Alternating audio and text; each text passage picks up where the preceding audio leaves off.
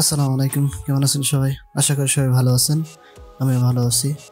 So আজকের ভিডিওতে আমরা দেখব যে কিভাবে একটা 3D লোগো কিভাবে ক্রিয়েট করতে হয় সেটাই দেখব। সো কথা না বাইরে ডাইরেক্ট আমাদের Adobe Illustrator যেটা আছে সেটাতে চলে যাব। আমরা মূলত আমাদের যে 3D লোগো অ্যানিমেশন করতে হয় সেটা আমরা Adobe After Effects এ দেখছিলাম। তো আমাদের Adobe After Effects এ যেরকমভাবে আমাদের লোগো ক্রিয়েট করে তারপরে আমাদের অ্যানিমেশন করতে হয়।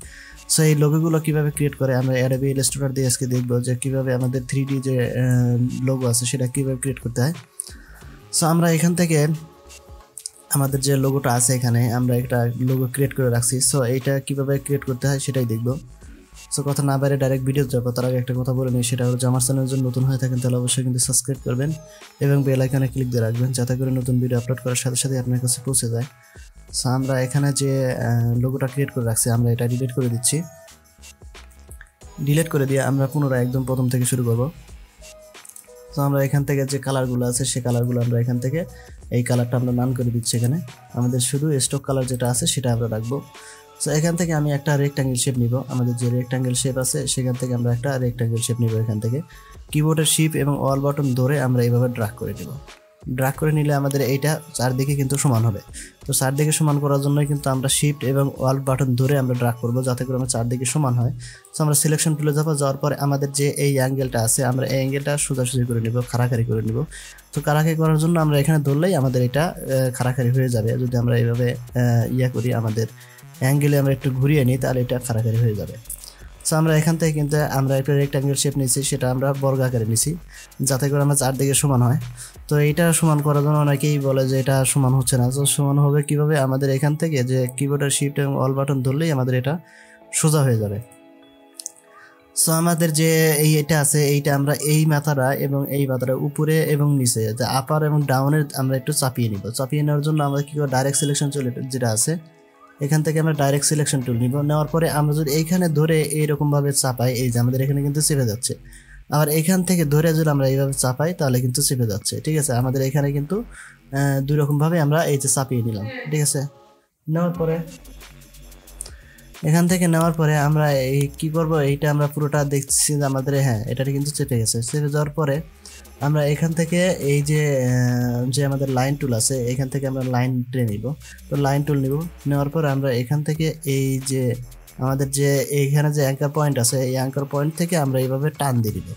এই যে আমাদের যে খাড়াখাড়ি আছে আমরা এখানে খাড়াখাড়িভাবেই আমরা এখানে টান দিয়ে নিব।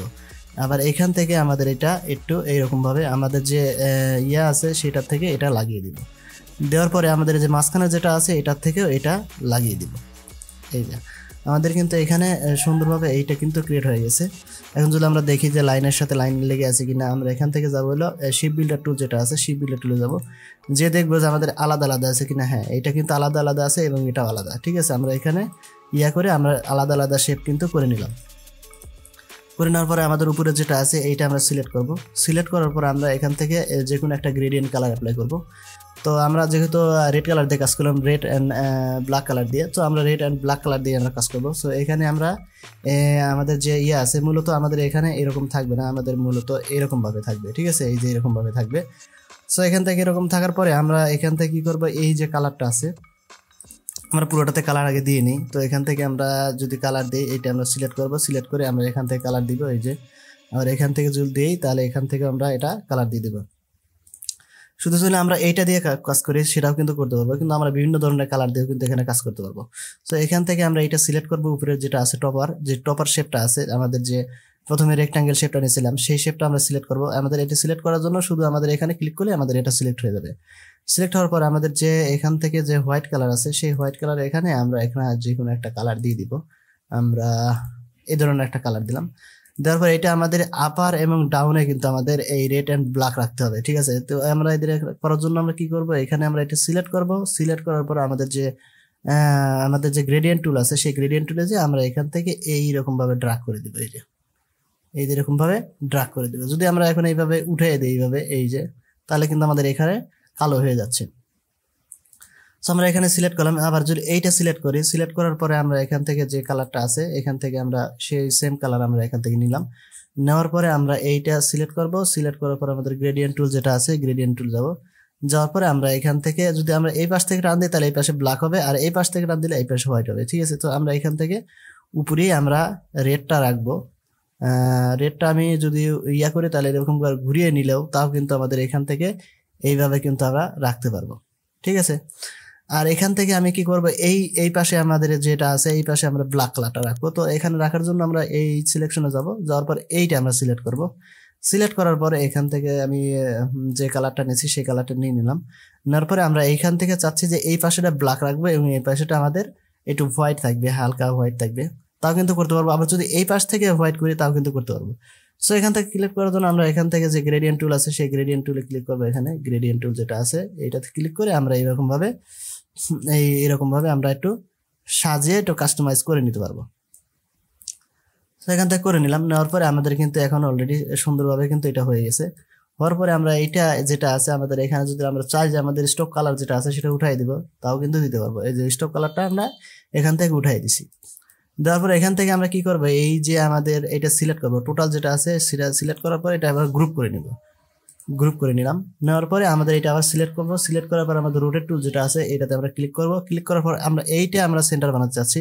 তো এটা সেন্টার বানানোর জন্য আমরা এখান থেকে কিবোর্ডের অল বাটন ধরে আমরা এখানে ক্লিক করে দিব। তার আগে এখান থেকে কিন্তু আমাদের রোটেট যে টুলটা আছে সেটা কিন্তু সিলেক্ট করতে হবে। সিলেক্ট করে তারপর আমরা এখান থেকে কিবোর্ডের অল বাটন ধরে এখানে ক্লিক করে দিব। ক্লিক করে দেওয়ার পর আমি মূলত 60 ডিগ্রি অ্যাঙ্গেলে যাচ্ছি। এখানে কিন্তু আমাদের এখানে যেটা ওকে আছে ওকে দিব না, এখান থেকে আমরা কপি দিব, মানে ডবল করবো সেহেতু আমাদের এখান থেকে কপি দিতে হবে। এই যে কপি দিলাম। দেওয়ার পর এখান থেকে আমি কন্ট্রোল ডি দিলে আমাদের এখানে 6টা শেপ কিন্তু ক্রিয়েট হয়ে যাবে। সো এখান থেকে আমি এটা ইয়া করে দিচ্ছি, একটু ছোট করে দিচ্ছি, বড় হয়ে গেছে। সো একটু ছোট করে দিচ্ছি।